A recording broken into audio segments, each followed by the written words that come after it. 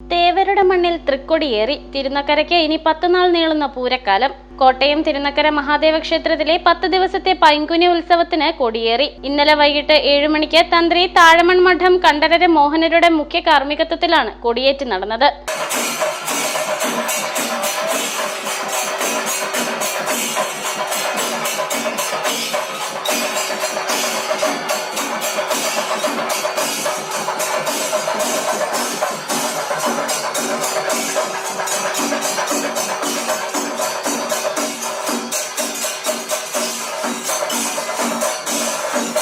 തുടർന്ന് ശിവശക്തി ഓഡിറ്റോറിയത്തിൽ മന്ത്രി വി.എൻ. വാസവൻ സാംസ്കാരിക സമ്മേളനം ഉദ്ഘാടനം ചെയ്തു. പ്രസ്തുത പരിപാടിയിൽ Devaswom board president PS. Prashant അധ്യക്ഷത വഹിച്ചു. 10 ദിവസം നീണ്ടു നിൽക്കുന്ന ഉത്സവം മാർച്ച് 23-ന് ആറാട്ടോടുകൂടി സമാപിക്കും. ഇത്തവണത്തെ ഉത്സവത്തിന് എല്ലാ ദിവസങ്ങളിലും പ്രശസ്ത പ്രതിഭകൾ പങ്കെടുക്കുന്ന കലാപരിപാടികളാണുള്ളത്.